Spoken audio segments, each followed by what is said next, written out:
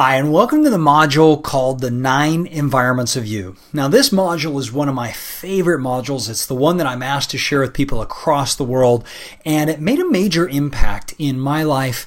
It's made a major impact in tens of thousands of people's lives around the world, and my hope is it makes a major impact in your life. Now, I didn't create this concept. As a matter of fact, one of my friends and mentors, Thomas Leonard, who is considered by many to be the founder of modern day coaching, actually came up with this concept. At the time, he called it the 7 Environments of You. And we've been sharing this across the world with people as what's called the 9 Environments of You. Now, the concept I'm about to share with you is that you have a direct relationship with 9 different environments. And a lot of your success in life is going to be dependent on your environments, whether they're pulling you forward or whether your environments are holding you back. Because as you take a look at your life and as you start building your business, it's critical for you to take into account everything around you.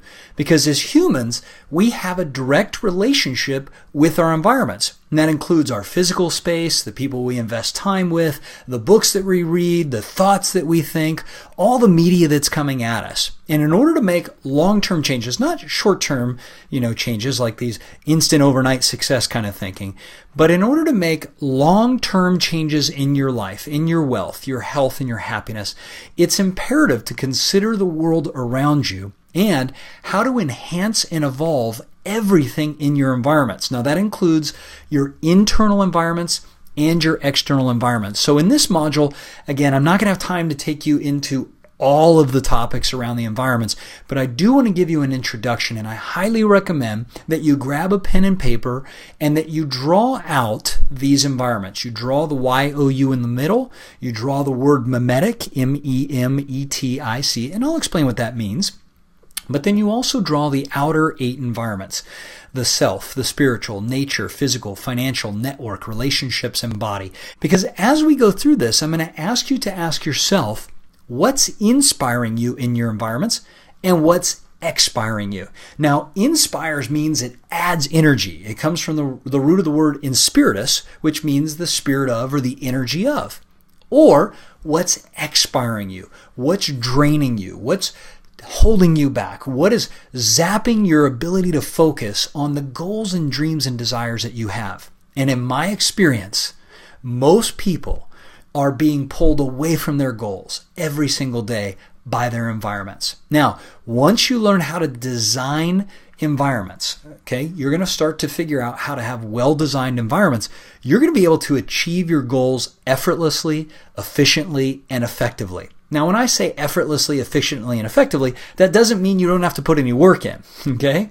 But you're not going to have to rely on willpower to get the job done. And this is the thing that Thomas shared with me, because I asked him, I said, why is it so many people want to build a successful business and they don't? Why is it so many people start off strong at the new year and they commit to these health goals, and then 3 to 5 to 6 weeks later, they're back to their old behaviors? Why is it so many people will invest tens of thousands of dollars in business courses or personal development courses or startup programs, and next thing you know, they're back to their old behavior? And he said, Jim, it's because most people are relying on willpower to reach their goals instead of designing environments. And it hit me. That's what's wrong with most people. Their environments are actually holding them back. But if you design your environments properly, your environments will add energy to you, they'll become your partners in your goal achievement, and you will live from a constant source of inspiration. This is what I call doing life by design instead of life by default. You see, some of the consequences of having poorly designed environments is you're doing life by default rather than by design. And what happens is you have more emotional, mental, and physical stress. You're constantly reacting to the environment, and it's pulling you in 1,000 different directions. You're going to find if you have poorly designed environments, you're going to struggle because there's friction between you and the people around you, or there's friction between you and the things in your office. It might be clutter or chaos. In other words, life just doesn't flow freely unless you have well-designed environments. You're also going to find that you lack the inspiration that's required to get the job done consistently. Why? Well, you're relying on willpower instead of environments to move you forward. So, have you got this main concept? I know I just dumped a lot at you very quickly, but I'm going to take you into the environments one by one in just a moment. But it's important you understand these key principles, like relying on your environments instead of willpower, and to learn how to do life by design instead of life by default, right? Another key aspect is that all of these environments are connected. Everything in life is energy, right? So every aspect of your environment is connected to the next. The example is this: if one environment is not designed to support you in winning your ultimate game, it's going to affect all environments. For example, imagine a great golfer who has all the talent in the world. Let's say a Tiger Woods. And he's a master at the game, so I think he's a bit of a unique case. But let's say that a golfer has all the talent in the world and they can be masterful at the game. But even the most skilled golfers who play in the same conditions over and over again, let's say that they're used to playing in sunny conditions with calm winds. That golfer, if they're not accustomed to playing in the cold and the wind, they're going to be in trouble if a tournament comes up in, say, Colorado, and the temperature drops, the wind starts blowing. Suddenly, the golfer's game is going to do what? It's going to completely fall apart because of the new environment, right? So they have the skills, but if the mental attitude and their posture and their emotions gets taken off track, they're going to struggle in an unfamiliar environment. So even though it may seem like a small change in one or two environments, it can be huge for this golfer. It affects everything, including even the way that the people in the crowds are responding, right? They will move over to watch the golfer who's winning. Nobody wants to watch somebody struggle and complain and throw their clubs, right? Well, some people do, but most people want to follow winners. And so when you start to realize that every environment is connected, your performance in life is connected to your office environment. It's connected to the people that you're playing with. It's connected to the company that you align with. All of this is connected. So if you're adding things to your life that inspire you and you're eliminating things that drain you, your likelihood of success is going to be exponential. All right, so there's a couple of key points. There's obviously many more, but now I want to take you into an overview of each of the environments.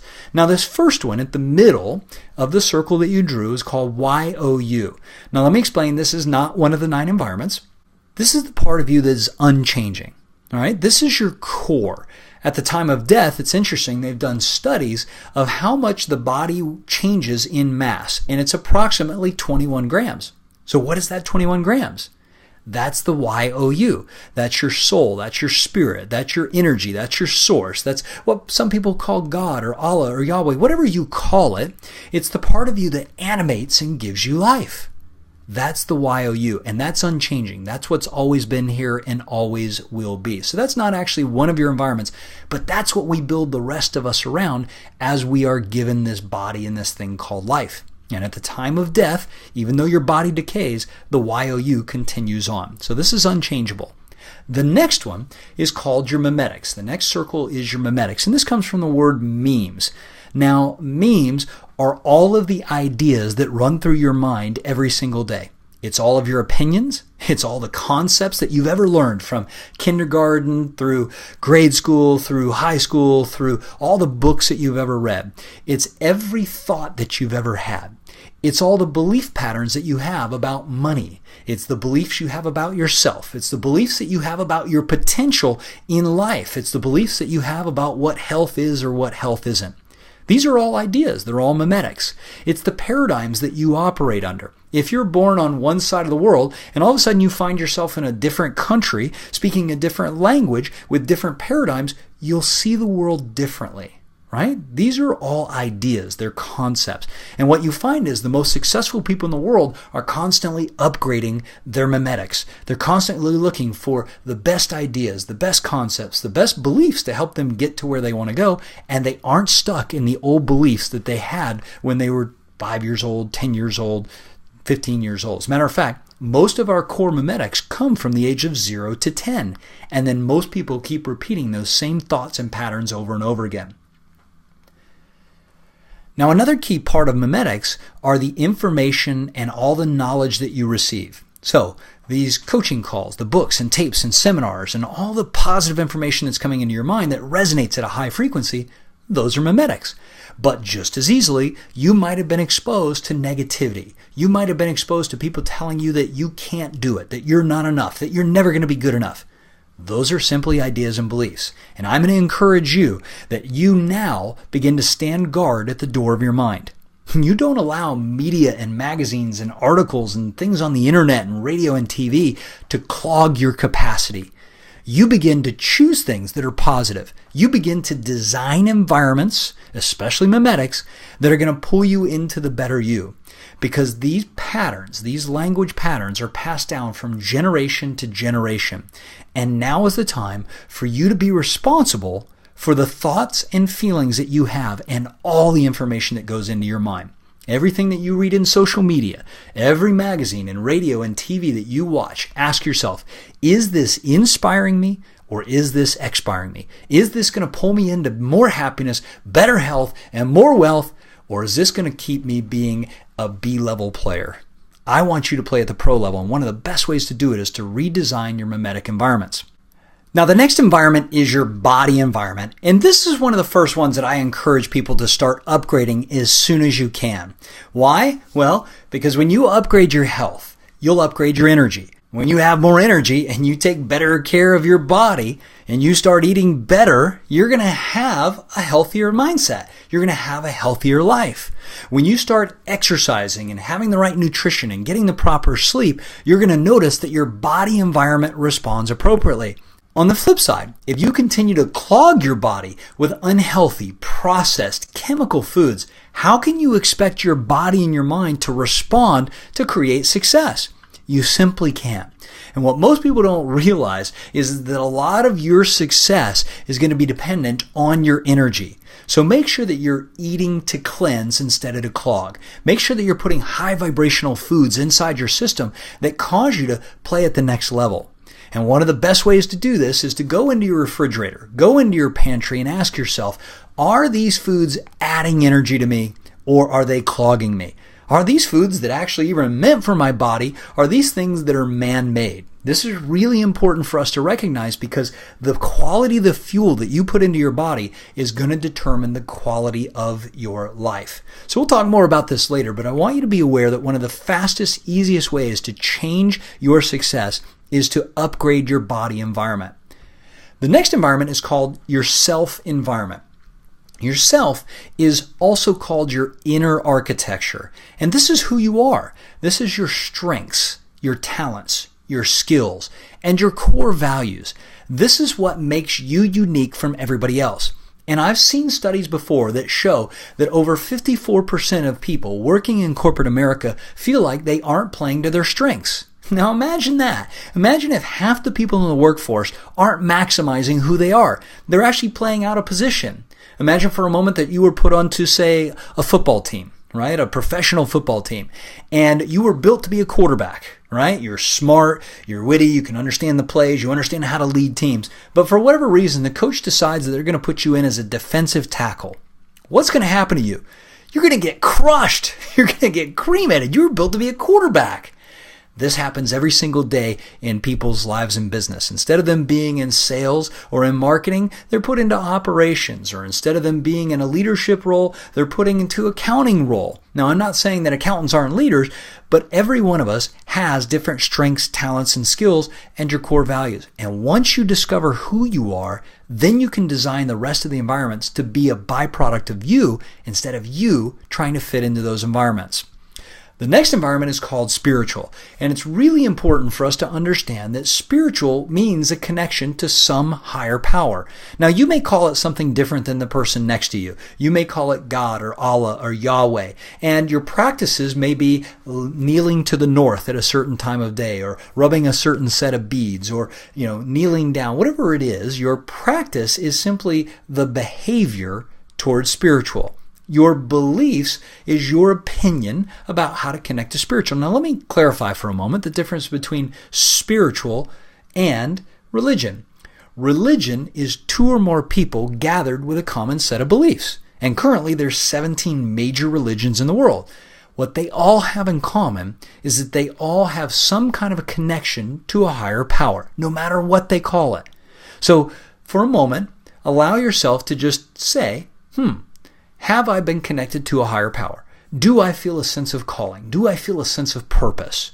Have I designed environments to remind me of that higher calling? Do I have things in my environment that anchor me to my bigger game in life? These are really important for people to understand, is that when you are connected to who you are, your self-environment, and you have a strong sense of connection to your spiritual environment, oftentimes you're on purpose. You have more energy, more excitement for life. When you're lacking these things, you're going to find that life is harder. You're just not as inspired. So take a look around right now and ask yourself, do you have things in your environment that anchor you to your higher purpose, to your spiritual environment? Now, one of my favorite environments is the nature environment. And nature is life. It's anything that's living.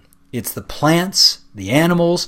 It's also the geography of where you live. If you live in a cold part of the world, right, you're going to experience life differently than if you live, say, in San Diego, California, where we have a very slight change in the seasons and we see people outdoors exercising and moving around constantly. If you live in a cold part of the world where you're trapped indoors for 3 to 6 months, you're going to notice that that changes the way that you feel.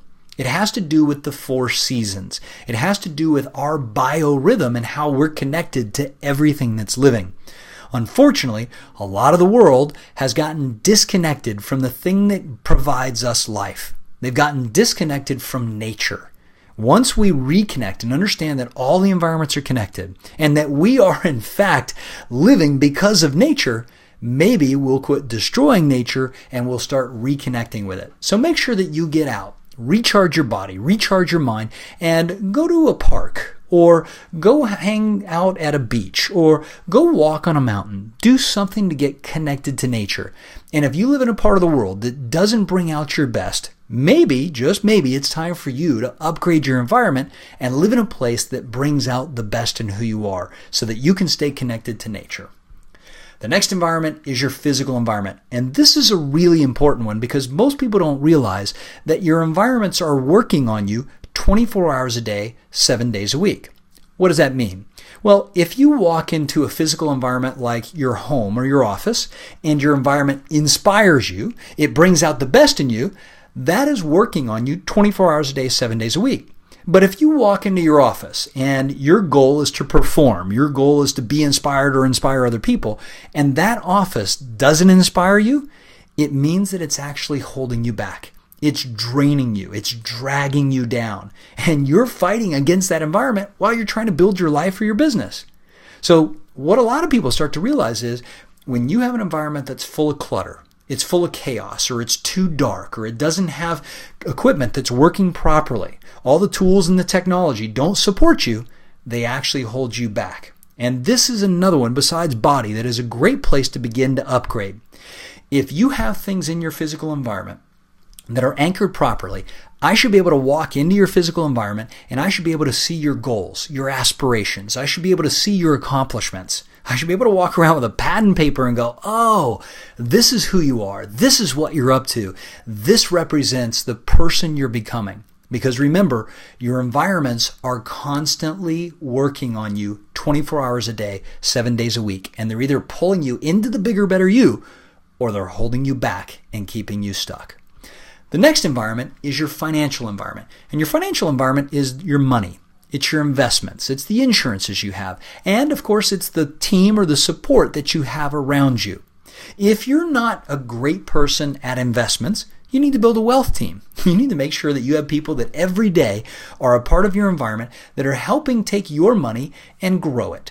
If you're not great at creating cash flow, maybe you need to be around people who are. Maybe you're better at managing it.